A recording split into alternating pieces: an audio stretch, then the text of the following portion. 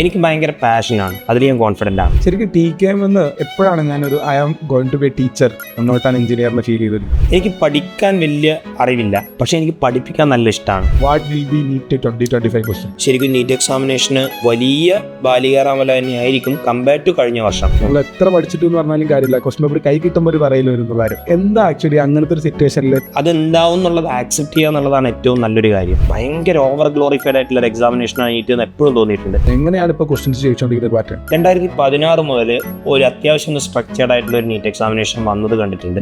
Physics പേടിയാണ് sir, എന്ത് മറുപടി അറിയും? ഫിസിക്സിനെ പേടിക്കുന്നത് അൺവാണ്ടഡ് ക്വസ്റ്റ്യൻസ് ചെയ്യുന്നതുകൊണ്ടാണ്. ശരിയായ റിപ്പീറ്റ് ചെയ്താൽ എന്ന് പറയുന്ന ഒരു സാർ ഉണ്ടല്ലോ, എന്താ വാക്കിന്റെ ഒരു റിപ്പീറ്റ് ചെയ്യുമ്പോൾ ആദ്യം എന്താ സംഭവിക്കാൻ പോകുന്നത് എന്നുള്ളതിനെ പറ്റി ഒരു ഐഡിയ ഉണ്ടാവണം. നീറ്റ് ഒരു ബിഗിനിങ് മാത്രമാണ്, ലോകത്ത് ഒരുപാട് യാത്ര മുമ്പോട്ടേക്ക് പോകാനുണ്ട്.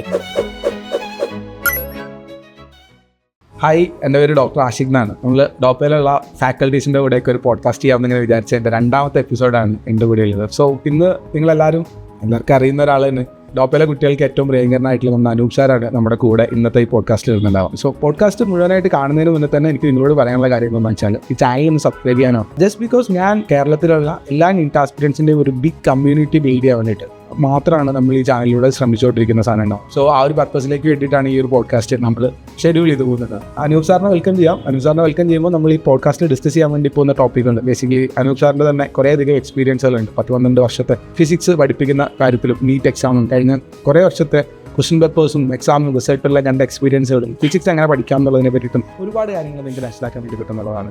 So welcome sir. നമ്മൾ ഇങ്ങനെ തുടങ്ങാൻ വേണ്ടിയിട്ട് ഞാൻ ചോദിക്കുകയാണ്, സാറ് ബേസിക്കലി എനിക്കറിയുന്ന കാര്യമാണ്, സാർ ഒരു എഞ്ചിനീയറാണ്.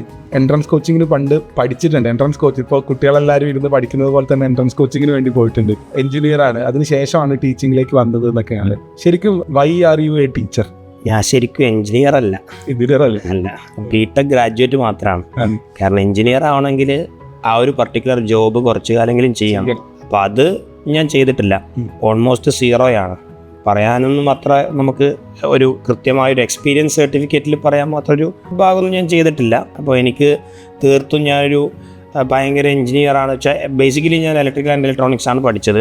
ഞാൻ പഠിച്ച നല്ലൊരു കോളേജിലാണ് TKM കോളേജ് ഓഫ് എഞ്ചിനീയറിംഗ്, കൊല്ലം. കേരളത്തിൽ തന്നെ ഏറ്റവും അറിയപ്പെടുന്ന കോളേജുകളിലൊന്നാണ്. CET കഴിഞ്ഞാൽ കോളേജ് അത്രയും പ്രസ്റ്റീജിയസ് ആയിട്ടുള്ളൊരു കോളേജാണ്. പിന്നെ എൻ്റെ കോളേജിൽ എൻ്റെ കൂടെ പഠിച്ച ആൾക്കാരൊക്കെ ഒരുപാട് ഹൈറ്റ്സിലൊക്കെ തന്നെയാണ് ഉള്ളത്. നമ്മുടെ ISROൻ്റെ ചെയർമാനൊക്കെ, അതൊക്കെ നമുക്ക് ഭയങ്കര സന്തോഷമുള്ളൊരു കാര്യമാണ്. സോമനാഥ് സാർക്ക് TKM കോളേജിൽ പഠിച്ച ആൾക്കാരാണ്. അപ്പോൾ അങ്ങനെയുള്ള വലിയ വലിയ ആൾക്കാർ പഠിച്ച കോളേജിൽ 4 വർഷം ജീവിച്ചു എന്നുള്ളതാണ് ഞാൻ ചെയ്ത ഏറ്റവും വലിയ ഭാഗ്യം. എന്നെ പഠിപ്പിച്ച പ്രൊഫസേഴ്സ്, ഞാനിപ്പോൾ ഒരു ഓപ്പർച്യൂണിറ്റി കിട്ടുമ്പോൾ എപ്പോഴും ഞാൻ ഓർമ്മിക്കുന്ന ഒരു കാര്യം, നമ്മളെ പഠിപ്പിച്ച പ്രൊഫസേഴ്സ്, എൻ്റെ ഫ്രണ്ട്സ്, ഇന്നും എൻ്റെ കോൺടാക്റ്റിലുള്ള ഫ്രണ്ട്സ്, അവരൊക്കെ ഭയങ്കര ലെവലാണ്. അപ്പോൾ അവരിൽ നിന്ന് കിട്ടുന്ന കുറേ എന്താ പറയുക, കുറച്ച് ഇങ്ങനത്തെയുള്ള ഇമ്പാക്റ്റുകളാണ് നമ്മുടെ ലൈഫിൽ സത്യം പറഞ്ഞാൽ ഈ ടീച്ചിങ്ങിലൊക്കെ കിട്ടിയ ഒരു ഭാഗം എന്ന് പറയുന്നത് അത് മാത്രമാണ്.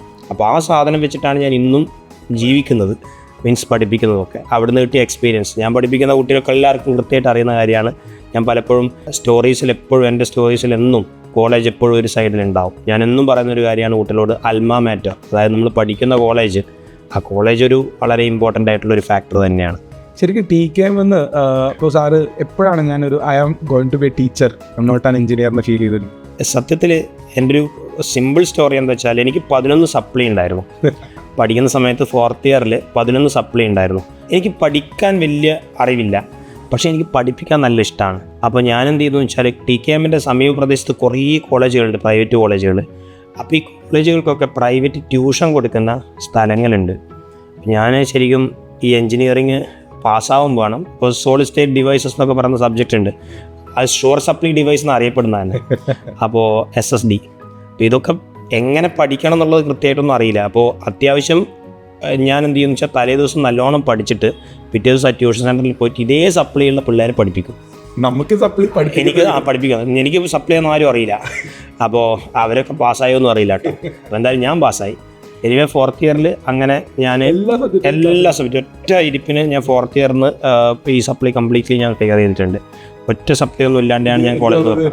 ഈ എഞ്ചിനീയറിംഗ് പഠിക്കുന്നത് എല്ലാവരുടെയും കഥയിലുള്ളൊരു ഇന്നോവേറ്റബിൾ സ്റ്റോറിയാണ്. അപ്പോൾ എനിക്ക് മനസ്സിലായി, ബേസിക്കലി ഈ എൻജിനീയറിംഗ് എന്ന് പറയുന്ന ഒരു സാധനം എനിക്ക് എൻ്റെ ഒരു ബ്ലഡിലുള്ള സാധനം അല്ലാതെ എനിക്ക് ഇഷ്ടം മാത്സ് ആയിരുന്നു. സ്റ്റിൽ ഇന്നും ഞാൻ എൻ്റെ പഠിപ്പിക്കുന്ന കാര്യങ്ങളിൽ കൂടുതൽ പ്രോബ്ലമാറ്റിക് ആണ്. ചില സമയത്ത് കുട്ടികൾ പറയാറുണ്ട് സാറിടുന്ന ക്വസ്റ്റ്യൻ പേപ്പർ ആണെങ്കിൽ പെട്ടെന്ന് കിട്ടും, കാരണം കൂടുതൽ ന്യൂമറിക്കൽസ് ഉണ്ടാവുക എന്നുള്ള ആ സാധനം. അപ്പോൾ അതും എനിക്ക് വലിയ ഇഷ്ടമായിരുന്നു. മാത്സ് ഭയങ്കര ഇഷ്ടമാണ്, അന്നും ഇന്നും എന്നും. അപ്പോൾ ചെറുപ്പം മുതലേ ഇഷ്ടമായിരുന്നു. അപ്പോൾ അതാണ് ഇന്നും പഠിപ്പിക്കുന്നതിൻ്റെ ഒരു ട്രിഗറിങ് ഒരു ഫാക്ടറായിട്ട് ആയിരിക്കും ആ സപ്ലിറ്റി ആ ഒരു സമയത്തായിരിക്കും തോന്നുന്നുണ്ട് ഈ ഒരു ടീച്ചർ. പിന്നെ കോളേജിലൊക്കെ പോകുന്ന സമയത്ത് ചെറിയ പോക്കറ്റ് മണിക്ക് വേണ്ടിയിട്ട് ഇടയ്ക്കൊക്കെ പോയിട്ട് ചില ട്യൂഷൻ സെൻറ്റേഴ്സിലൊക്കെ എടുക്കാറുണ്ട്. അത് സ്ഥിരമല്ലായിരുന്നു, വല്ലപ്പോഴും ഒക്കെ. ശരിക്കും ഈ 12 വർഷം ഓഫ് ടീച്ചിങ് എന്ന് പറയുന്ന സാധനം ഒരു ഭയങ്കര ലോങ് ജേർണി ആയിട്ട് തന്നെ തോന്നിയിട്ടില്ലേ? ആ ഒരു സമയത്ത് സാറിൻ്റെ ഒരു ഈ നീറ്റ് അല്ലെങ്കിൽ സബ്ജക്റ്റുകളുടെ ഉള്ളിൽ കൂടിയൊക്കെ വരുന്ന സമയത്ത് നമുക്കുണ്ടായ മാറ്റങ്ങൾ എന്തൊക്കെയായിരുന്നു? ശരിക്കും പറഞ്ഞാൽ ഞാൻ ക്ലാസ് എടുത്ത് തുടങ്ങുമ്പോൾ തന്നെ ഒരു കുഴപ്പമൊന്നുമില്ലാത്തൊരു റിവ്യൂ ഒക്കെ ഉണ്ടായിരുന്നു കുട്ടികളുടെ ഇടയിൽ. കാരണം കുട്ടികളായിട്ട് നല്ല ഫ്രണ്ട്ലി ആയിരുന്നു, എല്ലാവരുമായിട്ട് കമ്പനി ആയിരുന്നു. അതായത് ക്ലാസ് കയറി ഇറങ്ങുമ്പോൾ ഒരു ബിരിയാണി കഴിച്ച ഫീലാണ്, നമുക്കൊരു സന്തോഷമാണ് ക്ലാസ്സിൽ ഇറങ്ങുമ്പോൾ. അപ്പോൾ എനിക്ക് ഭയങ്കര പാഷനാണ്. എനിക്ക് ഏറ്റവും അറിയുന്ന ജോലി ഇതാ, അതിൽ ഞാൻ കോൺഫിഡൻ്റ് ആണ്. എനിക്ക് വേറെ ഒരു ജോലി അറിയില്ല, ഇതേ അറിയുള്ളൂ. ഞാൻ ശരിക്കും മോഹൻലാലിൻ്റെ ഒരു ഇൻ്റർവ്യൂ കണ്ടിട്ടുണ്ട്. പണ്ട് മഞ്ഞിൽ വിരിഞ്ഞ പൂക്കൾ പിന്നെ അഭിനയിക്കുമ്പം ഉണ്ടായ അതേ ഇഷ്ടത്തോടു കൂടിയും അതേ ആത്മാർത്ഥതയോടു കൂടിയാണ് ഞാൻ ഇപ്പോഴും ഒരു സിനിമയിൽ അഭിനയിക്കുന്നതെന്ന് പറഞ്ഞാൽ അത് ശരിക്കും ഞാൻ എപ്പോഴും എൻ്റെ നെഞ്ചിൽ വെക്കുന്ന കാര്യമാണ്. കാരണം ഞാൻ ഫസ്റ്റ് ഡേ ക്ലാസ് കയറിയ അതേ പേടിയും ആൻസൈറ്റിയിലുമാണ് ഞാൻ ഇന്നും കയറുന്നത്. എനിക്കിപ്പം പേടിയാണ് ക്ലാസ് കയറുമ്പോൾ. 1 മിനിറ്റ് 2 മിനിറ്റ് എനിക്ക് വലിയ ക്ലാസ്സൊക്കെ കാണുമ്പോൾ ശരിക്കും പറഞ്ഞാൽ ഒരു ചെറിയ പേടി വരും ഇനീഷ്യലി. അത് കഴിഞ്ഞ് അതിലേക്ക് ഇറങ്ങി വരില്ല. വലിയ കാര്യമാണോ എന്ന് എനിക്കറിയില്ല, പക്ഷേ ഇതുവരെ വർക്കായ സാധനം അത് തന്നെയാണ്. എനിക്ക് തോന്നുന്ന സാധനം ഭയങ്കര വലിയ കാര്യം തന്നെയാണെന്നുള്ളത്. ഇപ്പോൾ കഴിഞ്ഞ ദിവസം ഞാൻ നമ്മുടെ അഷ്റഫ് സാറിനോടുള്ള ഒരു പോഡ്കാസ്റ്റിൽ സാർ പറയുന്നതെന്ന് വെച്ചാൽ പണ്ട് എൻട്രൻസ് പഠിപ്പിക്കാൻ വേണ്ടി തുടങ്ങുന്ന സമയത്ത് വലിയ വിവരമൊന്നും ഇല്ലാതിരുന്നുകൊണ്ട് രാവിലെ 3:30 ഇരുന്ന് പ്രാക്ടീസ് ചെയ്യുമായിരുന്നു ഒരു 3-4 കൊല്ലം കണ്ടിന്യൂസ്ലി. എന്നിട്ടാണ് ക്ലാസ്സിൽ പോയിക്കുന്നത്. അപ്പോൾ ഞാൻ സാറിന് സാർ ഇപ്പോഴൊന്നും വെച്ചാൽ ഇപ്പോൾ ഒരു 3:30 5:30 പ്രാക്ടീസ് ചെയ്യുന്നവർ 35 വർഷം. ഇതൊരു എനിക്ക് തോന്നുന്നതെന്ന് വെച്ചാൽ ഒരു ഇവോൾവ് ചെയ്യാൻ വേണ്ടിയിട്ട് ഏറ്റവും കൂടുതൽ വേണ്ട സംഗതിയാണ്. നമ്മുടെ കുട്ടികളും പഠിക്കുന്ന ആൾക്കാർ ഇത് തന്നെയാണ് പറയാറുള്ളത്. ക്വസ്റ്റ്യൻ പേപ്പർ കൈ കിട്ടുമ്പോൾ ഒരു വിറയലായിരിക്കും. നമ്മൾ എത്ര പഠിച്ചിട്ടെന്ന് പറഞ്ഞാലും കാര്യമില്ല, ക്വസ്റ്റ്യൻ പേപ്പർ കൈ കിട്ടുമ്പോൾ ഒരു വിറയൽ വരുന്ന കാര്യം. എന്താ ആക്ച്വലി അങ്ങനത്തെ ഒരു സിറ്റുവേഷനിൽ സാറെന്താ ചെയ്യാറുള്ളത്? ശരിക്കും കുറച്ച് നേരം എന്താ പറയുക, നമുക്കൊന്ന് കിളി പോകും. ഇപ്പോൾ ഈവൻ ഈ പോഡ്കാസ്റ്റിൽ വന്നിരിക്കുമ്പോൾ തന്നെ എനിക്ക് തുടക്കത്തിലൊരു ചെറിയ നെഞ്ചെടുപ്പുണ്ടായിരുന്നു. പക്ഷേ ഇത് കഴിഞ്ഞ് നമ്മളിപ്പോൾ സ്മൂത്തായി. അത് ശരിക്കും എന്താ പറയുക, അതുണ്ടാവും എന്നുള്ളത് ആക്സെപ്റ്റ് ചെയ്യുക എന്നുള്ളതാണ് ഏറ്റവും നല്ലൊരു കാര്യം. അതായത് നമുക്ക് ഞാൻ എന്തായാലും വിറക്കും. ആദ്യത്തെ 2 മിനിറ്റ് നമ്മുടെ കൈയിൻ്റെ അടിയൊക്കെ വിയർക്കും, നമുക്കൊന്നും അനങ്ങാൻ പറ്റാത്തൊരവസ്ഥയാവും. പിന്നെ കുറേയൊക്കെ എന്താ പറയുക, നമ്മൾ കുറേ കാര്യങ്ങൾ ചിന്തിച്ച് പ്രഷർ ഉണ്ടാക്കുന്നതാണ്. എല്ലാവരെയും നമ്മൾ തന്നെ നോക്കിക്കൊണ്ടിരിക്കുകയാണ്. എക്സാം എഴുതാൻ പോകുന്ന ഒരു കുട്ടീൻ്റെ ഒരു കോമൺ മൈൻഡ് സെറ്റ് എന്താണെന്ന് വെച്ച് കഴിഞ്ഞാൽ എല്ലാവരും എന്നെ നോക്കിക്കൊണ്ടിരിക്കുകയാണ്. കാരണം ഞാൻ നാട്ടിൽ നിന്ന് റിപ്പീറ്റ് ചെയ്യാൻ പോയിരിക്കുന്നുണ്ട്. അപ്പോൾ എന്നെ എല്ലാവരും നോക്കിക്കൊണ്ടിരിക്കുന്നുണ്ട്. എൻ്റെ മുകളിലാണ് എല്ലാ പ്രതീക്ഷകളും, എൻ്റെ വീട്ടുകാരുടെ പ്രതീക്ഷ, എൻ്റെ അച്ഛൻ്റെ അമ്മേൻ്റെ പ്രതീക്ഷ. എൻ്റെ അച്ഛനും അമ്മയും ഇത്രയും പ്രതീക്ഷയിലാണ് ഇരിക്കുന്നത്. അവർ നല്ല സുഖമായിട്ട് ബിരിയാണി കഴിക്കുന്നതായിരിക്കും ആ സമയത്ത്. പക്ഷേ ഇതൊക്കെ ആണെങ്കിലും ഇവർ വിചാരിക്കുന്നത് ഇങ്ങനെയാണ്, നാട്ടുകാരൊക്കെ എന്നെ തന്നെ നോക്കുകയാണ്. നമ്മളെ മൈൻഡാക്കുന്നുണ്ടാവില്ല, നമ്മളെ മനസ്സ് ചിന്തിക്കുന്നു. ഇപ്പോൾ ചിന്തിച്ച് നോക്ക്, നമ്മൾ എത്രയാണ് ഇപ്പം ആഷിക്ക് പഠിപ്പിക്കുന്ന ആളാണ്.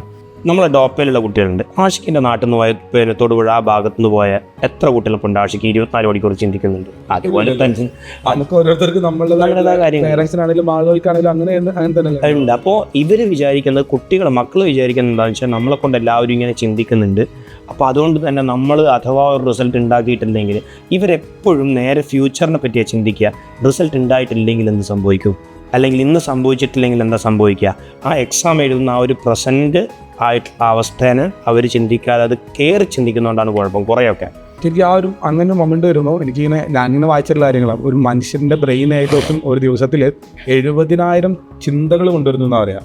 70,000 ചിന്തകൾ കൊണ്ടുവരുന്നതിൽ ഒരു 7 മണിക്കൂർ നമ്മൾ ഉറങ്ങാണ്. അപ്പോൾ നമുക്ക് 17 മണിക്കൂർ കൊണ്ടാണ് 70,000 ചിന്തയും കൊണ്ട് ആശാൻ വരുന്നുണ്ടാവും. അപ്പോൾ ഒരു മണിക്കൂറിൽ ഒരു മിനിറ്റിലുണ്ടായിരുന്ന ചിന്തകളുടെ എണ്ണം ഭയങ്കര ഹൈ ആയിട്ടാണ് വരുന്നുണ്ടാവുക. അതിനകത്ത് വരുന്ന സാധനങ്ങളിൽ ഇതുപോലെ തന്നെ ഈ ഓവർ തിങ്കിങ് നെഗറ്റീവ് സാധനങ്ങൾ തന്നെയാണ് ഭൂരിഭാഗം സാധനങ്ങൾ റിപ്പീറ്റഡ് ആയിട്ട് ചെയ്യുന്നത്. നമുക്കൊരു കുട്ടീനോട് ആക്ച്വലി ക്വസ്റ്റ്യൻ പേപ്പർ വാങ്ങുന്ന ഒരു സിറ്റുവേഷൻ തന്നെയാണ് വെച്ചാൽ നീറ്റ് എക്സാമിന് മെയ് മാസത്തിൽ ആദ്യത്തെ ഞായറാഴ്ച ഇരുന്ന് കൈ നീട്ടി മേടിക്കുന്ന സമയത്ത് ആ കുട്ടിക്ക് എന്താ നമുക്ക് പറഞ്ഞു കൊടുക്കാനുണ്ടാവും, സാറിന് പറഞ്ഞു കൊടുക്കാനുണ്ടാവുക? ശരിക്കും എന്താ പറയുക, കുറച്ചുകൂടി സെയിൻറ്റിനെ പോലെയൊക്കെ ആവാൻ പറ്റിയ ഭയങ്കര കാര്യമാണ്. പക്ഷെ അതിലേക്ക് എത്താൻ പറ്റുക എന്നുള്ളതാണ്.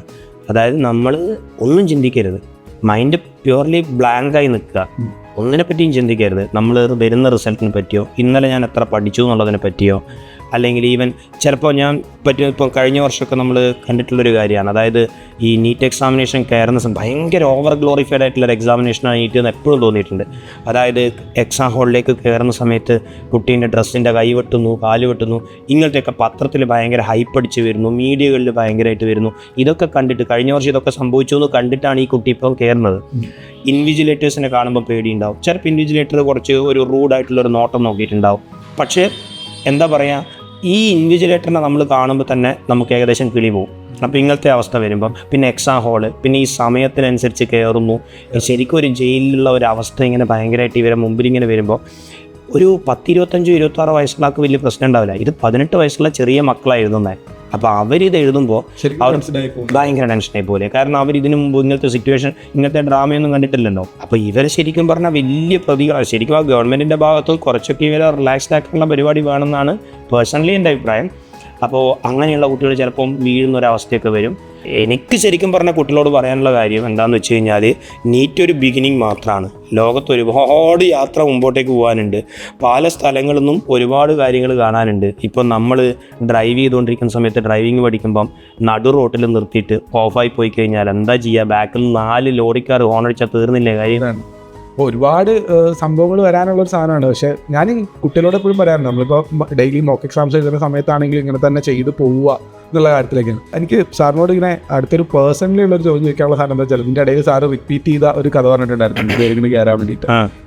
ആ ഡിസിഷൻ എങ്ങനെ എടുത്തു? ആക്ച്വലി ഞാൻ എന്തോന്നിട്ട് റിപ്പീറ്റ് +2 കഴിഞ്ഞ ഒരു അനൂപ് സാറിനെ പറ്റിയാണ് ചോദിക്കുന്നത്. +2 കഴിഞ്ഞ് നിൽക്കുന്ന ഒരു ആളാണ്. പേഴ്സണലി പറയുകയാണെങ്കിൽ ഞാൻ ഭയങ്കര കൺഫ്യൂസ്ഡ് ആയിരുന്നു. വേണോ വേണ്ടോ അറിയില്ലായിരുന്നു. എന്താ പറയുക, അങ്ങനത്തെ ഒരു കണ്ടീഷനിൽ റിപ്പീറ്റ് ചെയ്യാൻ പോയത്. സാർ എങ്ങനെയാണ്? എനിക്ക് മാത്സ് ആയിരുന്നു ഇഷ്ടം. BSc മാത്സ് ചെയ്യണം, MSc മാത്സ് ചെയ്യണം എന്നൊരു ആഗ്രഹം ഉണ്ടായിരുന്നു. ISA എന്ന് പറഞ്ഞിട്ടൊരു ഇൻസ്റ്റിറ്റ്യൂട്ട് ഉണ്ട്, ഇന്ത്യൻ സ്റ്റാറ്റിസ്റ്റിക്കൽ ഇൻസ്റ്റിറ്റ്യൂട്ട്. അടിപൊളി ഇൻസ്റ്റിറ്റ്യൂട്ടാണ്.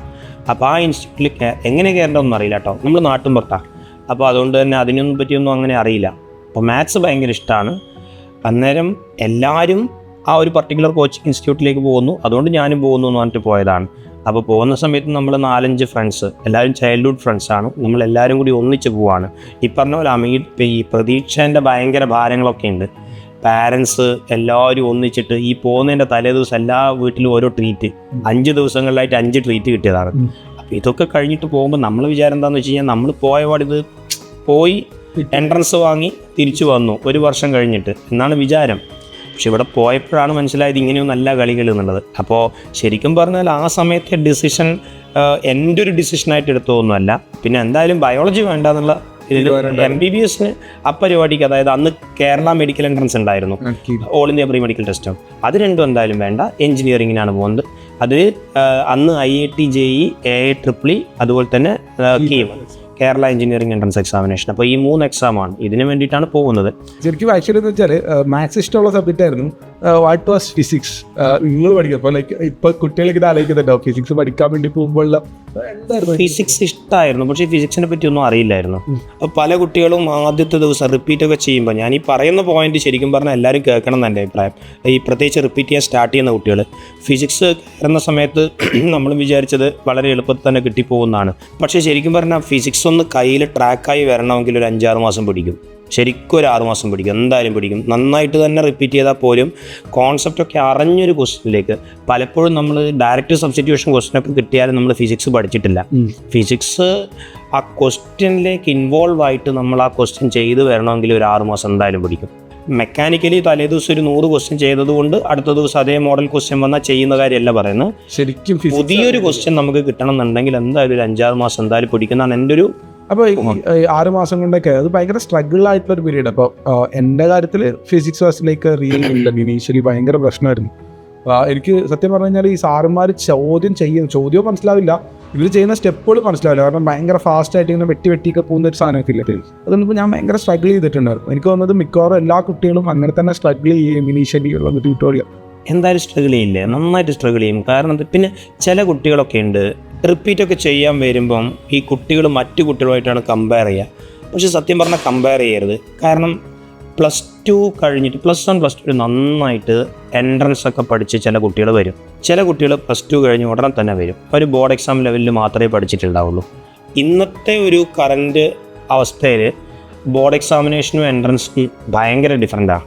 CBSE ആണെങ്കിൽ ഓക്കെ കുറച്ചൊക്കെ റെഡിയാണെന്ന് വിചാരിക്കാം. എന്നാലും CBSEൻ്റെ ഏറ്റവും വലിയ പ്രശ്നം എന്താ, നമ്മളെപ്പോഴും പറയുന്ന ഇപ്പോൾ CBSE സ്റ്റേറ്റ് എന്ന് പറയുമ്പം അത് വേറൊരു ഡിസ്കഷനിൽ പറയാം നമുക്ക്. CBSE സ്റ്റേറ്റ് എന്ന് പറയുമ്പോൾ സ്റ്റേറ്റിൻ്റെ +1 എക്സാം വളരെ സിമ്പിളാണെന്നൊക്കെ പല ആൾക്കാരും പറയാറുണ്ട്. CBSEക്ക് എവിടെയാണ് +1 എക്സാം? അതിൽ CBSEൻ്റെ സ്കൂളുകളിൽ എവിടെയാണ് ഫുൾ ചാപ്റ്റർ പഠിപ്പിക്കുന്നത്?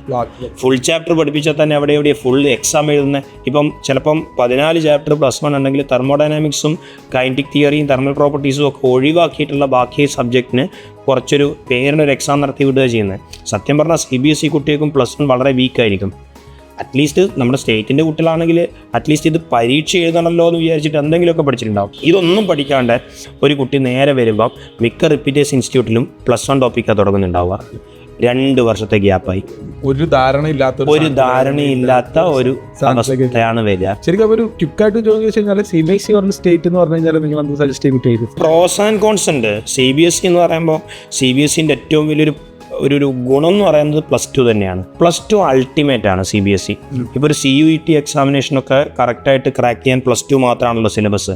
അപ്പോൾ CUET ഒക്കെ ക്രാക്ക് ചെയ്യാൻ ശരിക്കും CBSE മതി. +1 കൂടി നന്നായി പഠിപ്പിക്കുകയാണെങ്കിൽ, അതേ ഇമ്പാക്റ്റിൽ പഠിപ്പിക്കുകയാണെങ്കിൽ CBSE അടിപൊളിയാണ്.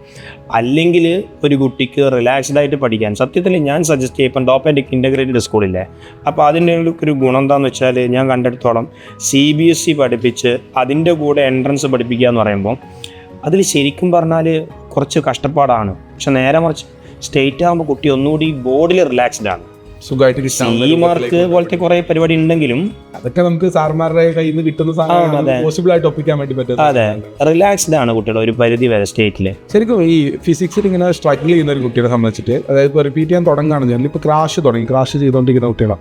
ഒരു ഫിസിക്സിൽ സ്ട്രഗിൾ ചെയ്യുന്ന കുട്ടികൾ ഇനീഷ്യലി എന്താ ചെയ്യേണ്ടത്? Actually that is A huge struggle. ഇപ്പോൾ ലോസ് ഓഫ് മോഷൻ ഒരു ചാപ്റ്ററാണ്, ഭയങ്കര സ്ട്രഗിളാണ്, കിട്ടുന്നില്ല. അത് എന്ത് ചെയ്യാൻ പറ്റും? എൻ്റെ ഒരു അഭിപ്രായത്തിൽ ആക്സെപ്റ്റ് ചെയ്ത് മുമ്പോട്ടേക്ക് പോവുക. അതായത് 100% എന്തായാലും തീരില്ല. ഇപ്പോൾ ഒരു നീറ്റ് എക്സാമിനേഷന് നമ്മൾ +2 കഴിഞ്ഞിട്ടാണ് നമ്മൾ ക്രാഷ് സ്റ്റാർട്ട് ചെയ്യുന്നത്. +2 വരെ നമ്മൾ എത്ര പഠിച്ചു എന്നുള്ളത് ഒരു 2-3 ഭാഗമാക്കി തിരിക്കുക. നമ്മൾ 3 കാറ്റഗറിയായി തിരിക്കുക. ഒന്നാമത്തെ കാറ്റഗറി ഫുള്ള് പഠിച്ചിട്ടുണ്ട്, +1 +2 കണ്ടൻറ്റ് കംപ്ലീറ്റ്ലി അറിയാം. അങ്ങനെയുള്ള കുട്ടി ക്രാഷിന് ഡയറക്റ്റ് ക്വസ്റ്റ്യൻ ചെയ്താൽ മതി. അപ്പോൾ നമുക്ക് ഒന്നും ഉപദേശം കൊടുക്കാനൊന്നുമില്ല. കാരണം എന്താ വെച്ചാൽ കുട്ടി ഓൾറെഡി എന്താണ് പെർഫെക്റ്റ് ആയിട്ട് ട്രാക്കിലാണ്. പിന്നെ അതിനെപ്പറ്റി ഒന്നും പറയേണ്ട ആവശ്യമില്ല. ആ കുട്ടി നന്നായിട്ട് തന്നെ മുമ്പോട്ടേക്ക് പോകും. ഇനി രണ്ടാമത്തെ ഒരു കാറ്റഗറി ഉണ്ട്, ബോർഡ് എക്സാം ലെവലിൽ നന്നായി പഠിച്ചിട്ടുണ്ട്, തിയറി നന്നായിട്ട് അറിയാം, എന്നാൽ ക്വസ്റ്റ്യൻ തീരെ ചെയ്തൊരു പ്രാക്ടീസ് ഇല്ല, ഒരുപടി പ്രാക്ടീസ് ഇല്ല. അങ്ങനെയുള്ള കുട്ടികളാണെങ്കിൽ എന്താ ചെയ്യുക? അങ്ങനെയുള്ള കുട്ടികൾ കൃത്യമായിട്ട് ക്രാഷിൻ്റെ കൂടെ തന്നെ, ക്രാഷിൻ്റെ കൂടെ ഇപ്പം 10-15 ക്വസ്റ്റ്യനൊക്കെ നമ്മൾ ക്യാപ്സ്യൂളിലൊക്കെ 15 ക്വസ്റ്റ്യൻ, പിന്നെ എക്സാമിനേഷൻ അടുത്ത ദിവസം 30 ക്വസ്റ്റ്യൻ. അപ്പോൾ തന്നെ ഒരു മൊഡ്യൂളിൽ 45 ചോദ്യമായി. ഈ 45 ചോദ്യത്തിൻ്റെ കൂടെ കുട്ടി വീട്ടിൽ പോയിട്ട് ഒരു 45 ക്വസ്റ്റ്യനൊക്കെ കവർ ചെയ്താൽ, അന്ന് വൈകുന്നേരം കവർ ചെയ്താൽ 90 ക്വസ്റ്റ്യനായി. ഫെയർ, നല്ലതല്ലേ? അതിൻ്റെ കൂടെ തന്നെ പിന്നെ എന്താ പറയുക, പ്രീവിയസ് ഇയർ ക്വസ്റ്റ്യൻസ് ഒക്കെ കുറച്ച് ദിവസം കൂടുമ്പം എക്സാമിനേഷനൊക്കെ എഴുതി കഴിഞ്ഞാൽ. കാറ്റഗറി 3 സ്റ്റുഡൻസ് ആര് പറഞ്ഞാൽ ഇപ്പോൾ വെച്ചാൽ ക്ലാസ്സും കണ്ടിട്ടില്ല അല്ലെങ്കിൽ വൃത്തിയായിട്ട് പഠിച്ചിട്ടില്ല എന്ന് ധാരണയുള്ളൊരു സെറ്റ് ഓഫ് കുട്ടികൾക്ക് അവർക്ക് ശരിക്കും എൻട്രൻസ് പോസിബിൾ ആണ്. അവർക്ക് എൻട്രൻസ് ഫ്രാങ്ക് ആയിട്ട് പറയുകയാണെങ്കിൽ നമുക്കൊരു 8-9 എൻട്രൻസ് എക്സാംസ് ഉണ്ട്. അതിലേതെങ്കിലുമൊക്കെ ക്രാക്ക് ചെയ്യാൻ കഴിയും. സ്റ്റാർട്ടിങ് മുതലേ ഹാർഡ് വർക്ക് ചെയ്യുകയാണെങ്കിൽ, ആ ഹാർഡ് വർക്ക് എന്ന് പറയുന്നത് നല്ല ഇൻറ്റൻസ് ആയിട്ട് ഹാർഡ് വർക്ക്. ആഷിഖ് അന്ന് പറഞ്ഞ ഒരു സാധനം തന്നെ ഞാൻ കോട്ട് ചെയ്യാം. അതായത് നമ്മൾ ക്രിക്കറ്റ് കളിക്കുന്ന സമയത്ത് തോറ്റു എന്ന് ഉറപ്പിച്ച മാച്ച് അവസാനത്തെ 5 ഓവറിൽ അടിച്ച് കയറ്റുന്ന ടീംസ് ഉണ്ടല്ലോ. പിന്നെ വേൾഡ് കപ്പ് ഫൈനലിൽ എംബപ്പെ ശരിക്കും നന്നായിട്ടൊന്ന് വിറപ്പിച്ചിട്ടുണ്ട് അർജന്റീനനെ. അപ്പൊ എന്തോ ഭാഗ്യം കൊണ്ട് രക്ഷപ്പെട്ടു പോയതല്ലേ. ശരിക്കും പറഞ്ഞാൽ എന്തെങ്കിലുമൊക്കെ വഴിപാട് ചെയ്തിട്ടുണ്ടാവും അർജന്റീന, അല്ലാണ്ട് ആ കളി അമ്മാരി അവസ്ഥ കളി ജയിക്കൂല, ലാസ്റ്റ് മിനിറ്റിൽ തിരിയില്ല. അപ്പോൾ ആ ഒരു ലെവൽ ഓഫ് സാധനം ഈ പഠിപ്പിലേക്ക് ഇട്ടുകൊടുത്താൽ കിട്ടും, പോസിബിളായിട്ട് കിട്ടും. ഇനി അതിൽ തന്നെ നമുക്കത് പറ്റുന്നില്ല എന്നുണ്ടെങ്കിൽ അറ്റ്ലീസ്റ്റ് എക്സാം, ഞാൻ കുട്ടികളോട് പറയുന്നൊരു കാര്യം, നിങ്ങൾ എക്സാം എഴുതിക്കൊണ്ടിരിക്കുന്ന സമയത്ത്, അതായത് എന്നെക്കൊണ്ട് ഇത് പറ്റുന്ന സാധനമാണ്, ശോ ഞാൻ കുറച്ചുകൂടി എനിക്കൊരു 2 മാസം കൂടി കിട്ടിയിരുന്നെങ്കിൽ എനിക്കിത് അടിപൊളിയായിട്ട് കിട്ടുമായിരുന്നു എന്ന് തോന്നുന്നുണ്ടെങ്കിൽ നിങ്ങൾ ഡെഫിനറ്റായിട്ട് അന്ന് വൈകുന്നേരം തന്നെ റിപ്പീറ്റിൻ്റെ പ്ലാൻ ഉണ്ടാക്കണം. ഇനി അതല്ല, നമ്മൾ ചെയ്തുകൊണ്ടിരിക്കുമ്പോൾ 150 ക്വസ്റ്റ്യനും കവർ ചെയ്ത് കഴിഞ്ഞിട്ട് എന്നെ കൊണ്ട് ഇത് കൂട്ടിയാൽ കൂടുന്ന കാര്യമല്ല.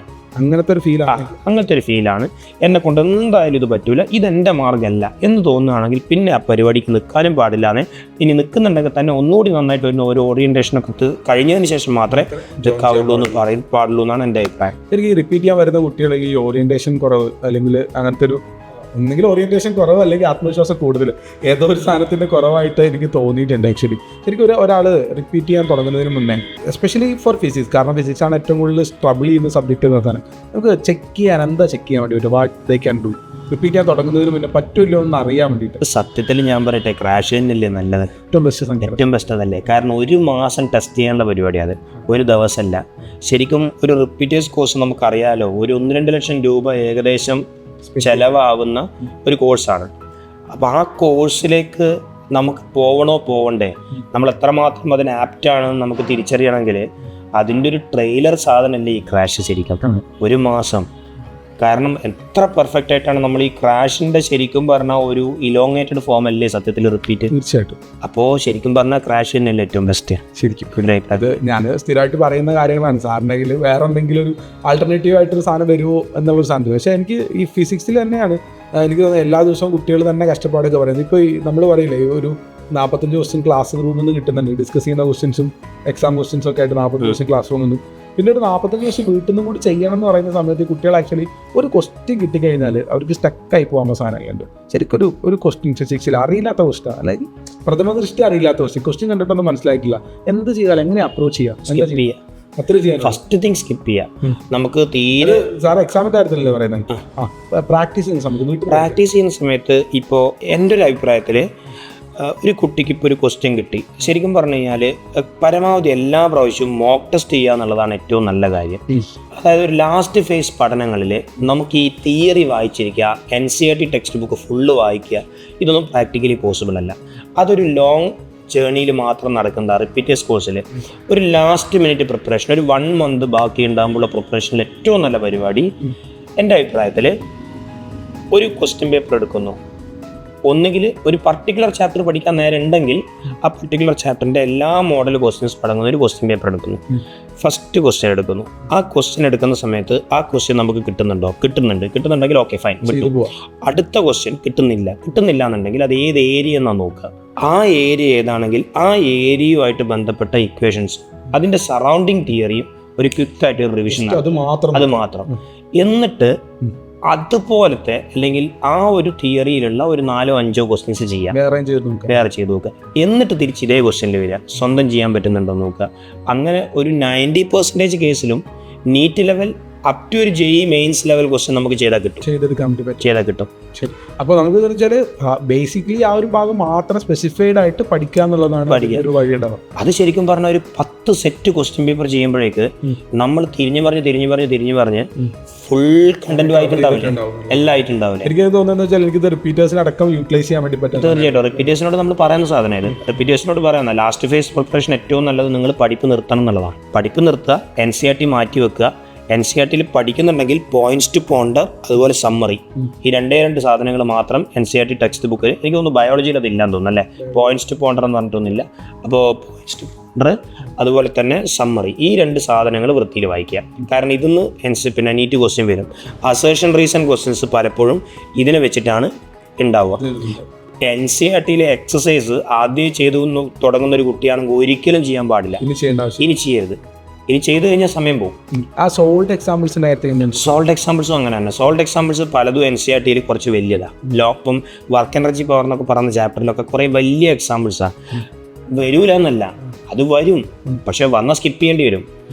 അതേ സമയം കൊണ്ട് നമുക്ക് 4 ക്വസ്റ്റ്യൻ പുറത്ത് ചെയ്യാൻ പറ്റും. ഈ എക്സാമിന്റെ ക്വസ്റ്റ്യൻ പേപ്പർ സാറിപ്പോൾ എനിക്ക് തോന്നുന്നു 12 വർഷമായിട്ട് ക്വസ്റ്റ്യൻ പേപ്പേഴ്സ് കാണുന്ന ഒരാളാണ്. ഈ ക്വസ്റ്റ്യനിൽ ഈ ഫിസിക്സിന്റെ പാറ്റേൺ ഇവോൾവ് ചെയ്തിട്ടില്ലേ, ഒരു മാറ്റം വന്നിട്ടുണ്ട്. ശരിക്കും ഇപ്പോൾ കറന്റ് ഇത് എവിടെ വന്ന് നിൽക്കുന്നത്, എങ്ങനെയാണ് ഇപ്പോൾ ക്വസ്റ്റ്യൻസ് ചോദിച്ചുകൊണ്ടിരിക്കുന്നത് പാറ്റേൺ? 2015 നീറ്റ് ഉണ്ടെന്ന് തോന്നുന്നു. പക്ഷേ ആ 15ന്റെ നീറ്റ് അത്ര ഒരു നമുക്കതിനൊരു കൺസിഡർ ചെയ്യേണ്ടതല്ല. കാരണം അത്രയും എന്താ പറയുക, കൃത്യമായി അവർ പ്ലാൻ ചെയ്തിട്ടുണ്ടാക്കിയ ഒരു നീറ്റൊന്നുമല്ല. 2016 മുതൽ ഒരു അത്യാവശ്യം സ്ട്രക്ചേർഡ് ആയിട്ടുള്ള ഒരു നീറ്റ് എക്സാമിനേഷൻ വന്നത് കണ്ടിട്ടുണ്ട്. 2016 2 എക്സാം നടന്നിട്ടുണ്ടായിരുന്നു. ഫേസ് 1 ഫേസ് 2 ഓർമ്മ ഉണ്ടാവില്ല. അപ്പോൾ ഒന്ന് ഫേസ് 2 പിന്നെ ഫേസ് 1ന്റെ മാർക്ക് കുറഞ്ഞ കുട്ടികൾക്ക് വേണമെങ്കിൽ ഇത് എഴുതാന്നൊക്കെ പറഞ്ഞിട്ടുള്ള പരിപാടി 17 2016 സ്റ്റാൻഡേർഡ് എക്സാം ആയിരുന്നു. 17 സ്റ്റാൻഡേർഡ് ആയിരുന്നു.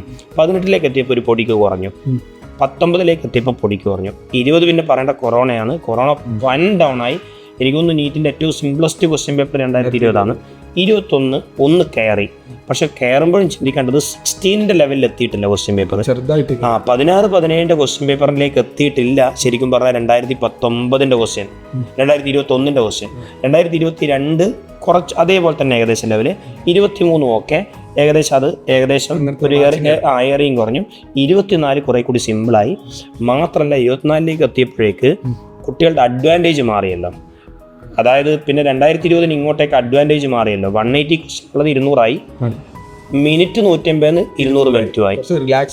അപ്പൊ ചോയ്സും വന്നു, ടൈമും വന്നു. അപ്പൊ ഇക്കൊല്ലം നമുക്ക് നഷ്ടപ്പെടാൻ പോകുന്നത് 20 മിനിറ്റിന്റെ സമയം നഷ്ടമാവും, 20 ക്വസ്റ്റ്യൻ്റെ ഓപ്ഷനും നഷ്ടപ്പെടുന്ന സാധനങ്ങളുണ്ട്. സോ റെലവൻറ്റ് ക്വസ്റ്റ്യൻ ഇതാണ്. ഈ പാറ്റേൺ ഇങ്ങനെ സാർ ഐഡന്റിഫൈ ചെയ്ത സാധനത്തിൽ what will be NEET 2025 question. ശരിക്കും പറഞ്ഞാൽ 720 മാർക്ക് എന്ന് പറയുന്നത് ശരിക്കും നീറ്റ് എക്സാമിനേഷന് ഒരു വലിയ ബാലികാറാമല തന്നെയായിരിക്കും കമ്പയർ ടു കഴിഞ്ഞ വർഷത്തിൻ്റെ അത്രയും ഉണ്ടാവുമോ എന്നുള്ളത് സംശയമാണ്. ഇനി പറയാൻ പറ്റില്ല. ഔട്ട്സ്റ്റാൻഡിങ് ആയിട്ട് അത്രയും കാലിബറുള്ള അല്ലെങ്കിൽ അത്രയും കൂടുതൽ കുട്ടികൾ പെർഫോമൻസ് വന്നിട്ടുണ്ടെങ്കിൽ വന്നേക്കാം. പക്ഷെ വരാൻ സാധ്യത കുറവാണ് ഈ ഒരു പ്രശ്നം കൊണ്ട്. അതുകൊണ്ട് ഇപ്രാവശ്യം കുറച്ച് സൂക്ഷിച്ച് പരീക്ഷ എഴുതുക എന്നുള്ളതാണ് എൻ്റെ അഭിപ്രായം. ഫിസിക്സിൻ്റെ ക്വസ്റ്റ്യൻ പേപ്പർ എങ്ങനെയായിരിക്കും ഏകദേശം ഒരു സെറ്റ് ചെയ്യാൻ? എന്തായാലും എല്ലാ ക്വസ്റ്റ്യൻ പേപ്പറിനും ലെവൽ 1, ലെവൽ 2, ലെവൽ 3 ഉണ്ടാവും. ഏകദേശം ഏത് പ്രൊപ്പോർഷനിലൊക്കെ നമുക്ക് പ്രതീക്ഷിക്കാം? ശരിക്കും ഇല്ലേ, ഫിസിക്സിൻ്റെ ക്വസ്റ്റ്യൻ പേപ്പറിൽ എന്തൊക്കെ ആയാലും ഒരു 10-20 സെക്കൻഡ് കൊണ്ട് ചെയ്യാൻ പറ്റുന്ന ഒരു 10-15 ക്വസ്റ്റ്യൻ ഉണ്ടാവും. വളരെ സിമ്പിൾ, കാണുമ്പോൾ കുത്താൻ പറ്റുന്ന ഡയറക്റ്റ് ഇക്വേഷൻസ് അപ്ലൈ ആവുന്ന അല്ലെങ്കിൽ ഡയറക്റ്റ് സ്റ്റേറ്റ്മെൻ്റ് ആയിട്ടുള്ള ഒരു 10-20 ക്വസ്റ്റ്യൻ എന്തായാലും വരും. നമ്മളത് പെറുക്കിയെടുക്കുക എന്നുള്ളതാണ് ഏറ്റവും ആദ്യത്തെ കാര്യം. അപ്പോൾ ഒന്ന് ചിന്തിച്ച് നോക്ക്, നമ്മൾ തന്നെ എക്സാം എഴുതിക്കൊണ്ടിരിക്കുക. ഈ ഫിസിക്സിൻ്റെ 45 ക്വസ്റ്റ്യൻ. സോ നമ്മുടെ മുമ്പിൽ 45 ക്വസ്റ്റ്യൻ ഉണ്ട്. 45 ക്വസ്റ്റ്യനിൽ ആദ്യത്തെ 20 ക്വസ്റ്റ്യൻ പടപട നമുക്ക് കിട്ടി. ഇടയിലൊക്കെ ടഫ് ക്വസ്റ്റ്യൻ ഉണ്ട്. ഈ 20 ക്വസ്റ്റ്യൻ നമുക്ക് പടപട കിട്ടിയിട്ടുണ്ടെങ്കിൽ, പെട്ടെന്ന് കിട്ടിയിട്ടുണ്ടെങ്കിൽ നമ്മുടെ കോൺഫിഡൻസ് ലെവൽ എവിടെയായിരിക്കും? നന്നായിട്ട് കൂടും. ഈ കോൺഫിഡൻസ് തന്നെ പഠിച്ചൊരു കുട്ടിക്ക്, എന്ന് വെച്ചാൽ നീറ്റിൻ്റെ തിയറി അറിയുന്ന ഒരു കുട്ടിക്ക് ബാക്കി ക്വസ്റ്റ്യൻസ് ചെയ്യാനുള്ളൊരു മോട്ടിവേഷൻ ആവും. അപ്പോൾ നമുക്ക് ഇനീഷ്യലി ടഫ് ആയിട്ടുള്ള ക്വസ്റ്റ്യൻസ് കാണുന്ന സമയത്ത് മാറ്റിയിട്ട് വിട്ടേക്കണം. അതെ, സെക്കൻഡ് റൗണ്ട് പിടിക്കണം. ശരിക്കും ഒരു 15 ക്വസ്റ്റ്യൻ വളരെ എളുപ്പമുള്ള ക്വസ്റ്റ്യൻ ആയിരിക്കും. ബാക്കി 15 to 20 ക്വസ്റ്റ്യൻ എളുപ്പം തന്നെ ആയിരിക്കും. എന്തായിരിക്കും അതിൽ തന്നെ പിന്നെ ബാക്കി ഒരു 10-15 ക്വസ്റ്റ്യൻ നമുക്കൊന്ന് ചെയ്തെടുക്കാനുണ്ടാവും, അത്യാവശ്യം ചിന്തിക്കാനുണ്ടാവും, ഒന്നിരുന്ന് ചെയ്യാനുണ്ടാവും. എന്നാലും ചെയ്യാനേ ഉണ്ടാവുള്ളൂ. അത് നമ്മളിപ്പം അത്രയും കാലമുള്ള പ്രാക്ടീസ് കൊണ്ട് തന്നെ ഉണ്ടാക്കിയ സാധനങ്ങൾ തന്നെ ചെയ്യാൻ പറ്റും. അങ്ങനെയും നമുക്കൊരു 10-15 ക്വസ്റ്റ്യൻ കിട്ടും. സുഖമായിട്ട് കിട്ടും. ഈ 35 ക്വസ്റ്റ്യൻ ടോപ്പേഴ്സ് എല്ലാവരും, അതായത് MBBS കിട്ടുന്ന എല്ലാ കുട്ടികളും ചെയ്യുന്നുള്ളതാണ്. അതുകൊണ്ട് ഏകദേശം ഈ പറഞ്ഞ നമ്മുടെ 600 എന്നൊക്കെ പറയുന്ന ബെഞ്ച് മാർക്ക് ഉണ്ടല്ലോ, ആ ബെഞ്ച് മാർക്കിൽ അങ്ങ് എത്തും. ഇത് കഴിഞ്ഞിട്ടുള്ളതാണ് റാങ്കിനെ തീരുമാനിക്കുന്നത്. അതായത് ഈ 35 മുതൽ 45 വരെയുള്ള ഈ ഒരു 10 ക്വസ്റ്റ്യൻസും പിന്നെ കെമിസ്ട്രിയിലും ബയോളജിയിലും ഒക്കെയാണ്. ഒരു തെറ്റിദ്ധാരണ എന്താണെന്ന് വെച്ച് കഴിഞ്ഞാൽ, ഞാൻ പലപ്പോഴും കണ്ടിട്ടുണ്ട് ഫിസിക്സിന്റെ ചില ചാപ്റ്ററുകളിൽ നിന്ന് വളരെ ഡിഫിക്കൽട്ട് ആയിട്ടുള്ള ക്വസ്റ്റൻ ആയിരിക്കും. ഉദാഹരണം പറഞ്ഞാൽ റൊട്ടേഷൻ മോഷൻ, അല്ലെങ്കിൽ റേ ഒപ്റ്റിക്സ് എന്നൊക്കെ പറയുന്ന സാധനങ്ങളൊക്കെ. ഇപ്പോൾ ചില കുട്ടികൾ ഇങ്ങനെ വളരെ ഡിഫിക്കൽട്ട് ഫിസിക്സ് ചാപ്റ്റേഴ്സ് വിടുന്നത് ഞാൻ പല യൂട്യൂബേഴ്സും വീഡിയോ തന്നെ ചെയ്യുന്ന കണ്ടിട്ടുണ്ട്. ഈ ചാപ്റ്റർ എളുപ്പമാണ്, ഇത് പഠിച്ചോ, അത് ടഫാണ്, അത് വിട്ടോ എന്ന് പറയും. സാധാരണ ശരിക്കും പറഞ്ഞാൽ ലോസ് ഓഫ് മോഷനോ റൊട്ടേഷൻ മോഷനോ ഒക്കെ ജീവൻ ഉണ്ടെങ്കിലില്ല സൂയിസൈഡ് ചെയ്യേണ്ട കാലമായി. കാരണം എന്താണെന്ന് വെച്ച് കഴിഞ്ഞാൽ റൊട്ടേഷൻ മോഷനൊക്കെ ഒരു ഭയങ്കര ചാപ്റ്ററാണത്. പക്ഷേ ഇപ്പം ഒതുങ്ങിപ്പോയി, പല്ലൊക്കെ കൊഴിഞ്ഞു. റൊട്ടേഷൻ മോഷൻ ഇനിയിപ്പം എന്താണെന്ന് വെച്ചാൽ റൊട്ടേഷൻ മോഷൻ്റെ ഒരു അവസ്ഥ ഇപ്പോൾ കുറച്ച് കാലങ്ങളായിട്ട് 2018 ശേഷമുള്ള ക്വസ്റ്റ്യൻ പേപ്പർ വെറുതെ നോക്ക്. ഏത് റൊട്ടേഷൻ മോഷൻ ക്വസ്റ്റ്യനാണ് കുട്ടീനെ കുടുക്കിയിട്ടുള്ളത്? ഉണ്ടാവില്ല. അതായത് കീമിൻ്റെ പ്രീവിയസ് ഇയറും നീറ്റിൻ്റെ പ്രീവിയസ് ഇയറും റൊട്ടേഷൻ മോഷൻ എടുക്കുക, ഒന്ന് ഷഫിൾ ചെയ്തിട്ട് കുട്ടിയെ കൊടുക്കുക, നിങ്ങളിതിൽ നീറ്റ് ഐഡൻറ്റിഫൈ ചെയ്യുക എന്ന് പറയാൻ പറ്റൂല. കാരണം അത്രയും സിമ്പിൾ ക്വസ്റ്റ്യൻസ് ആണ്. അതുപോലെ ലോസ് ഓഫ് മോഷൻ കഴിഞ്ഞ വർഷം, കഴിഞ്ഞതിൻ്റെ മുമ്പിലത്തെ വർഷമൊന്നും ഇപ്പോൾ അത്രയും കാലം ഇപ്പോൾ കുട്ടികളൊക്കെ ഈ ഭയങ്കര പുള്ളി സിസ്റ്റം, കണക്റ്റഡ് ബോഡിയൊക്കെ കണ്ടിട്ട്, കൺസ്ട്രെയിൻഡ് മോഷനൊക്കെ കണ്ടിട്ട് ഭയങ്കരമായിട്ട് പേടിക്കുന്ന കാണലുണ്ട്. സത്യം പറഞ്ഞാൽ ഒന്നും പേടിക്കേണ്ട ആവശ്യമില്ല. ചോദിക്കുന്നത് വളരെ കുറവാണ്. സിംഗിൾ പുള്ളി സിസ്റ്റം ഒക്കെയാണ് ആകെ ചോദിക്കല്, അല്ലാണ്ട് കുറേ പുള്ളിയുള്ള ക്വസ്റ്റ്യൻസ് ഒക്കെ ചോദിക്കുന്നത് വളരെ കുറവാണ്. അപ്പോൾ ലോസ് ഓഫ് മോഷൻ ഒന്നും അങ്ങനെ പഠിക്കേണ്ട കാര്യമില്ല. NCERT ലെവലിൽ നന്നായി പഠിച്ചാൽ തന്നെ ഈ ചാപ്റ്റേഴ്സ് ഒക്കെ മെക്കാനിക്സ് ഫുള്ള് കിട്ടും. അപ്പോൾ ഏതെങ്കിലും ഒരു ചാപ്റ്റർ ടഫാണെന്ന് പറഞ്ഞ് വിടുന്നതിനെ പറ്റി ഒരിക്കലും വിടരുത്. ഇപ്പം ഒരു 10 ദിവസമൊക്കെ പിന്നെ ബാക്കി നിൽക്കെ നീറ്റ് പഠിക്കുന്നതാണെങ്കിൽ ഓക്കെ, വിടേണ്ടി വരും, കാരണം സമയം ഉണ്ടാവല്ലോ. പക്ഷേ അതല്ലാണ്ട് ഒരിക്കലും വിടരുത്. അതായത് ഇതിൻ്റെ ഇടയിൽ ഞാൻ ഒരു കാര്യം പറയട്ടെ. ഇതിൽ ഇപ്പം ഒരു ചാപ്റ്റർ വിട്ടാലുള്ള അപകടം ഞാൻ പറയട്ടെ. റൊട്ടേഷൻ മോഷൻ വിട്ടു, ഏറ്റവും സിമ്പിളായിട്ടുള്ളൊരു ചാപ്റ്റർ ഇപ്പം നമുക്ക് യൂണിറ്റ്സ് ഓഫ് മെഷർമെൻറ്റ്സ്, ഏത് കുട്ടിക്കും എളുപ്പമുള്ള ചാപ്റ്ററില്ല. കാലക്കേടിന് യൂണിറ്റ്സ് ഓഫ് മെഷർമെൻറ്റ്സിൽ നല്ല ടഫ് ക്വസ്റ്റ്യൻ വന്നു, റൊട്ടേഷൻ മോഷനിൽ ഡയറക്റ്റ് ക്വസ്റ്റ്യൻ വന്നു. എന്ത് ചെയ്യും? നമുക്ക് യൂണിറ്റ്സും പോകും, റൊട്ടേഷനും പോകും. അതാണ് ഇതാണ് പ്രശ്നം. അതായത് ചിലപ്പോൾ നമ്മൾ വളരെ സിമ്പിൾ ഇപ്പോൾ ആറ്റംസ് ഒക്കെ കുട്ടികൾ വളരെ എളുപ്പത്തിൽ ചെയ്യുന്ന ക്വസ്റ്റിനാണ്. കഴിഞ്ഞ വർഷം ശരിക്കും പറഞ്ഞാൽ നമ്മളെ ഡോക്ടയിൽ കുറേ കുട്ടികൾക്ക് മാർക്ക് പോയത് ആറ്റംസിലാണ്. ഓൾമോസ്റ്റ് ഫുൾ അടിക്കേണ്ട കുട്ടികൾക്കൊക്കെ ആറ്റംസിലെ ആ ഒരു കോൺട്രവേഴ്ഷ്യൽ സ്റ്റേറ്റ്മെൻ്റ് ഇല്ലേ, ആ സ്റ്റേറ്റ്മെൻറ്റിലാണ് പിന്നെ ഇത് പോയത്, മാർക്ക് പോയിട്ടുണ്ടായിരുന്നു. സോ ദാറ്റ് നമുക്ക് ലാസ്റ്റിലത്തെ മാസമാണ്, പക്ഷേ ഈ ഒരു മാസം ബാക്കിയുള്ളപ്പോൾ പോലും ഒരൊറ്റ ചാപ്റ്റർ പോലും വിട്ടരുത്, എല്ലാം ബേസിക് ലെവൽ എങ്കും പഠിക്കണം.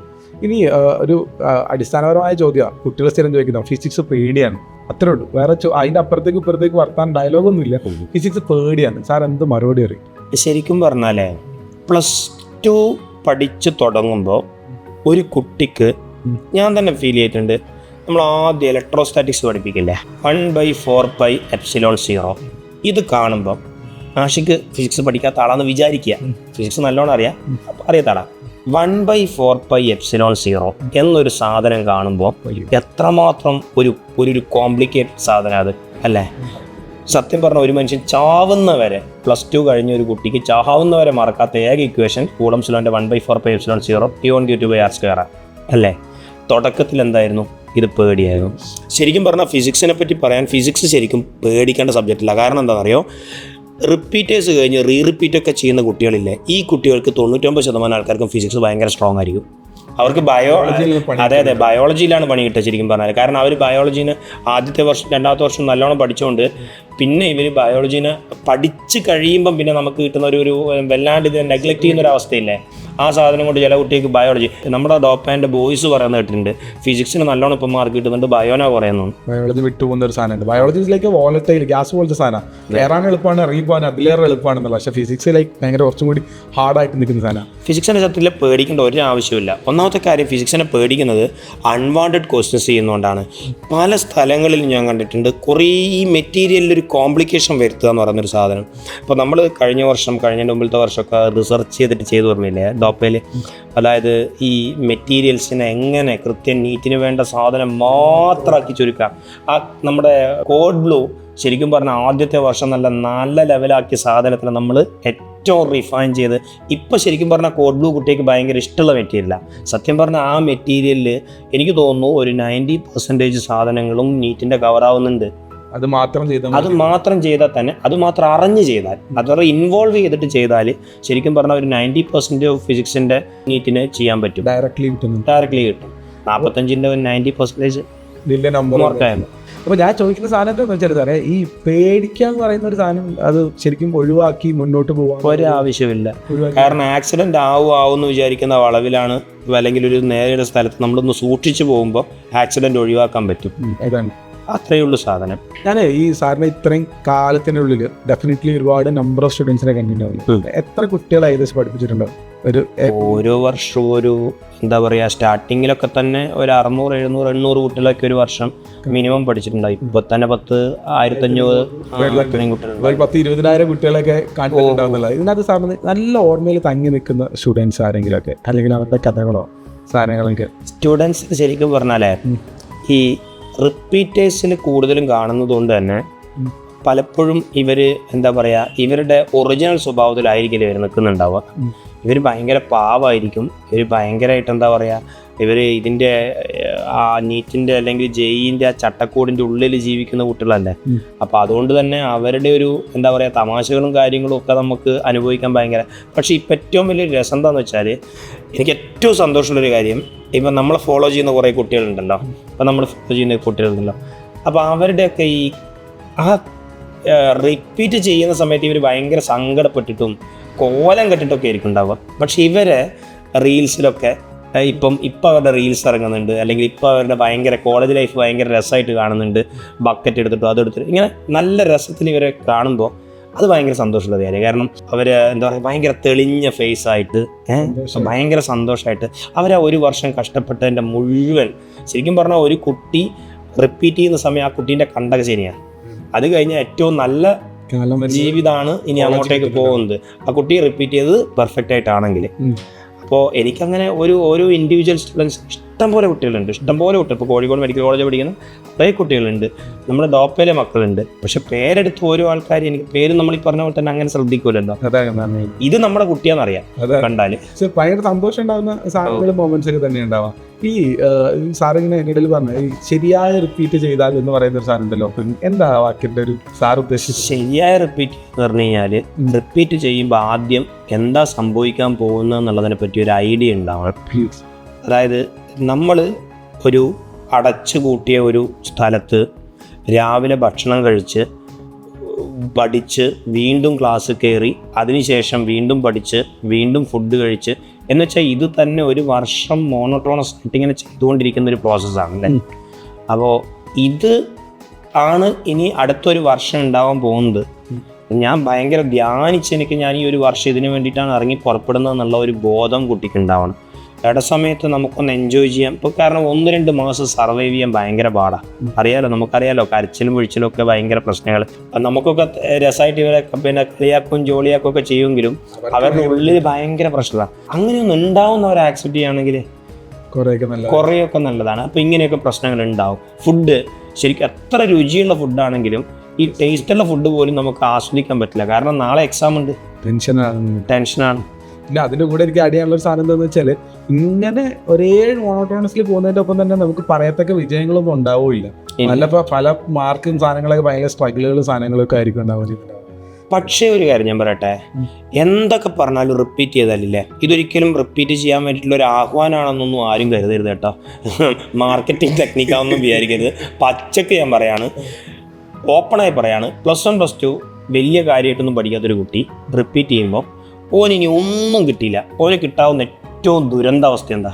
നീറ്റ് കിട്ടൂല. പക്ഷെ എന്നാൽ പോലും വിജയിച്ചു.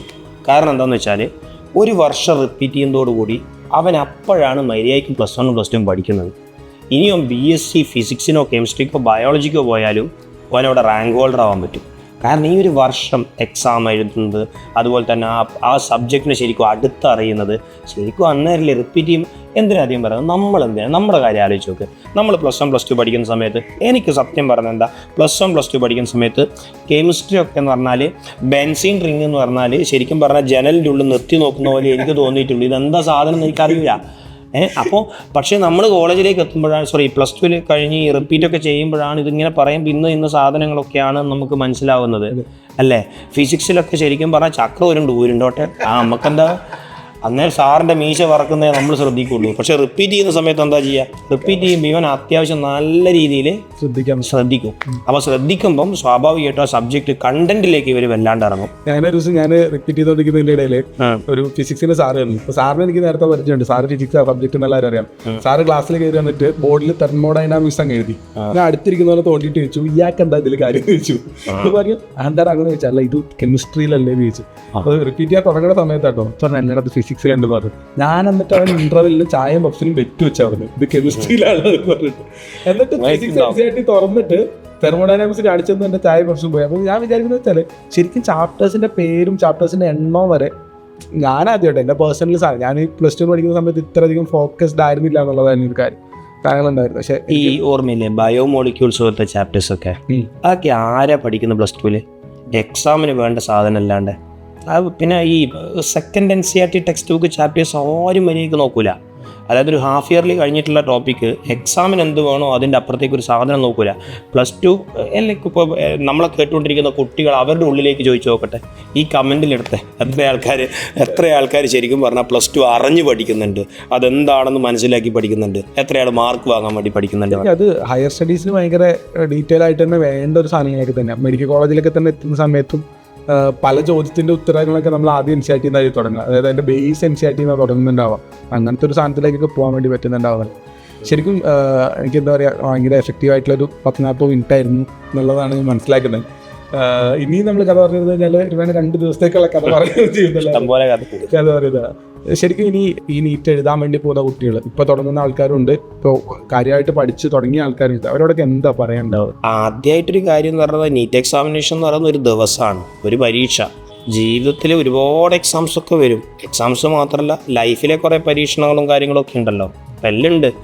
അപ്പോൾ അതിൽ ഒരു ഭയങ്കര ടൈറ്റ് എക്സാം എഴുതുന്ന അല്ലെങ്കിൽ പേടിക്കുന്ന കുറച്ച് എക്സാംസിൽ 10ാം ക്ലാസ് +2 പിന്നെ എൻട്രൻസ് അല്ലേ, ഒരു 3ാമത്തെ പരീക്ഷയാണ് വലിയ ഫേസിലത്തെ. പക്ഷേ അതിനെ അത്രയും വലിയ സംഭവമായിട്ട് അങ്ങനെ ഗ്ലോറിഫൈ ചെയ്ത് കാണരുത് എന്നാണ് പറയാം. ഒരിക്കലും നമ്മൾ അങ്ങനെ കാണരുത്. കാരണം എന്താ വെച്ചാൽ നീറ്റ് എക്സാമിനേഷന് അല്ലെങ്കിൽ JEE എക്സാമിനേഷനൊക്കെ പൊട്ടിയാലും ചിലപ്പം പറയാൻ പറ്റില്ല. ഈ നീറ്റ് എക്സാം ഫെയിലാവുന്ന കുട്ടിയായിരിക്കും നാളെ ഒരുപാട് ഡോക്ടേഴ്സിനെ കൺട്രോൾ ചെയ്യുന്ന വലിയ ഹോസ്പിറ്റൽ ചെയിൻസിൻ്റെ അധിപനായിട്ട് വരുന്നത്. അപ്പോൾ 18 വയസ്സുള്ള കുട്ടികളാണ്, 18 വയസ്സുള്ള മക്കളായതുകൊണ്ട് തന്നെ നിങ്ങളുടെ ലൈഫ് എന്ന് പറയുന്നത് ഇൻഫിനിറ്റിയാണ്. എവിടെ വരെ എത്തും എന്നുള്ള കാര്യം ആർക്കും പറയാൻ പറ്റില്ല. ഇപ്പം നീറ്റിന് ഇപ്രാവശ്യം പൊട്ടുന്നവനായിരിക്കും നാളെ ഇന്ത്യൻ്റെ പ്രസിഡൻ്റായിട്ട് വരിക. അപ്പം നമുക്ക് പറയാൻ പറ്റുമോ? നമുക്ക് ആരെങ്കിലും പറയാൻ പറ്റുമോ? ഒരാളെയും നമുക്ക് ജഡ്ജ് ചെയ്യാൻ പറ്റില്ല. അതുകൊണ്ട് തന്നെ നമ്മൾ നമ്മളിൽ വിശ്വസിക്കുക, നമ്മളാണ് മെയിൻ. അല്ലാണ്ട് വേറെ ലോകത്ത് ചുറ്റും നമ്മളെ എത്ര ആൾക്കാർ നോക്കുന്നുണ്ട്, അവരെ നമ്മളെ എങ്ങനെ ഫേസ് ചെയ്യും, നമ്മുടെ ഫ്രണ്ട്സിനെ നമ്മൾ എങ്ങനെ ഫേസ് ചെയ്യും. നമുക്ക് ഒരു വർഷം റിപ്പീറ്റ് ചെയ്തില്ലേ, അപ്പോൾ പല ആൾക്കാരും നമ്മളോട് പറയില്ലേ ഒരു വർഷം നിൻ്റെ പോയില്ലേ, ഞാനിപ്പോൾ ഫസ്റ്റ് ഇയർ കഴിഞ്ഞില്ലേ. ആയിക്കോട്ടെ, പക്ഷേ ഈ ഒരു വർഷം എന്ന് പറയുന്നത് ഇനി അങ്ങോട്ടേക്കുള്ള നിങ്ങൾ ജീവിക്കുന്നിടത്തോളം കാലത്തേക്കുള്ളൊരു അസറ്റാണ്. അപ്പോൾ അതുകൊണ്ട് തന്നെ ഒരിക്കലും അതൊന്നും എന്താ പറയുക ലോസായിട്ട് ഒരിക്കലും വരില്ല. നമ്മളൊരു ബിസിനസ്സിലേക്ക് പൈസ ഇറക്കുമ്പോൾ ഇറക്കിയ പിറ്റേ ദിവസം നമുക്ക് ലാഭം കിട്ടുമോ? അതിൻ്റെ ഔട്ട്കം എപ്പോഴാണ് കിട്ടുക? ചിലപ്പം കുറേ വർഷങ്ങൾക്ക് ശേഷമായിരിക്കും. പക്ഷെ അതൊക്കെ പാഠങ്ങളാണ്. അപ്പോൾ അതുകൊണ്ട് എന്തായാലും ആ എക്സാമിനേഷൻ എഴുതിയിട്ട് ഈവൻ ഇപ്പോൾ പല കുട്ടികളും ഞാൻ കേട്ടിട്ടുണ്ട്, ഈ ഒരു അവസരം ഞാൻ സംസാരിക്കുകയാണ്, പല കുട്ടികളും നീറ്റ് എക്സാമിനേഷനൊക്കെ കഴിഞ്ഞ് പ്രഷർ താങ്ങാൻ പറ്റാണ്ട് സൂയിസൈഡ് ചെയ്തു എന്നൊക്കെ കേട്ടിട്ടുണ്ട്. പലപ്പോഴും പത്രങ്ങളിലൊക്കെ വായിക്കും. ശരിക്കും എൻ്റെ ഒറ്റ ആവശ്യം സൂയിസൈഡ് ഒരിക്കലും നന്നല്ല, അതല്ല പറയുന്നത്. ശരിക്കും പറഞ്ഞാൽ അങ്ങനെയൊന്നും ചെയ്യാൻ പാടില്ല. കാരണം ഈ കുട്ടി ഓരോ കുട്ടികളും ഓരോ മാണിക്യക്കല്ലുകളാണ്. അവരെവിടെ എത്തും നമുക്ക് എങ്ങനെ പറയാൻ പറ്റും? ആ ഒരു എത്രയോ കാലം ജീവിക്കേണ്ട ഒരു കുട്ടിയല്ലേ, ഒരു മോനോ മോളോ അല്ലേ ശരിക്കും പറഞ്ഞാൽ ഇല്ലാണ്ടാവുന്നത്. അതൊന്നും ഒരിക്കലും ചെയ്യാൻ പാടില്ല. ശരിക്കും നമുക്കിങ്ങനെ നമ്മുടേതായിട്ടുള്ള താല്പര്യം കൊണ്ട് നമ്മൾ പഠിക്കുന്ന സാധനം ജീവിതത്തിലേക്കുള്ള ഒരു മുതൽക്കൂട്ടാണ് എന്നുള്ള രൂപത്തിൽ വെക്കാനുള്ളതാണ്. അത് തന്നെ. കിട്ടിയിട്ടില്ലെങ്കിൽ ഞാൻ പിള്ളേരോട് പറയുന്ന ഒരു കാര്യമാണ്, നീറ്റ് കിട്ടിയിട്ടില്ലെങ്കിൽ MBBS കോഴിക്കോട് മെഡിക്കൽ കോളേജ് കിട്ടിയിട്ടില്ലെങ്കിൽ കോഴിക്കോട് മെഡിക്കൽ കോളേജിന് നമ്മളെ താങ്ങാനുള്ള ശേഷിയില്ല എന്ന് വിചാരിക്കുക. അല്ലാണ്ട് നമുക്ക് കോഴിക്കോട് മെഡിക്കൽ കോളേജ് കിട്ടിയിട്ടില്ല എന്ന് വിചാരിക്കരുത്. അത്രേ ആലോചിക്കേണ്ട ആവശ്യമുള്ളൂ. നമ്മളാണ് മെയിൻ. അപ്പോൾ അതേ ചിന്തിക്കാവുള്ളൂ. അങ്ങനത്തെ ഒരു രൂപത്തിൽ മുന്നോട്ട് പോകാൻ എല്ലാവർക്കും പറ്റിയിട്ട് എന്നുള്ളതാണ്. സോ ഭയങ്കര വാല്യുബിൾ ആയിട്ടുള്ള കുറച്ച് സമയം നമ്മുടെ ഇവിടെ ഇങ്ങനെ ചിലവഴിച്ചു. അനൂപ് സാർ, എല്ലാവർക്കും ഭയങ്കര താങ്ക്സ് ഉണ്ട്. ആൻഡ് ഡെഫിനറ്റ്ലി ഈ പറയുന്ന നമ്മൾ ഡിസ്കസ് ചെയ്ത ടോപ്പിക്കുകളിൽ നിങ്ങൾക്ക് ഒരുപാട് കാര്യങ്ങൾ നിങ്ങളുടേതായിട്ടുള്ള ചിന്തകളുണ്ടാവും, ആലോചനകളുണ്ടാവും, ചോദ്യങ്ങളുണ്ടാവും, സംശയങ്ങളുണ്ടാവും. ഡയറക്റ്റ്ലി നമ്മുടെ കമൻറ്റ് ബോക്സിലേക്ക് നിങ്ങൾക്ക് വരാൻ വേണ്ടി പറ്റും. അപ്പോൾ വീണ്ടും വേറൊരു എപ്പിസോഡിൽ നമുക്ക് വേറൊരു ഫാക്കൽറ്റി ആയിട്ട് കണ്ടുമുട്ടുന്ന സമയത്ത് നിങ്ങൾ ചോദിക്കുന്ന ചോദ്യങ്ങളും സാധനങ്ങളൊക്കെ തന്നെ നമുക്ക് എന്ത് ചെയ്യാം അഡ്രസ്സ് ചെയ്ത് പോകാൻ വേണ്ടി പറ്റുന്നുണ്ടാവും. All the best. എല്ലാവരും നല്ല ഉഷാറായിട്ട് പഠിക്കുക. Be very strong and see you another video. Bye by.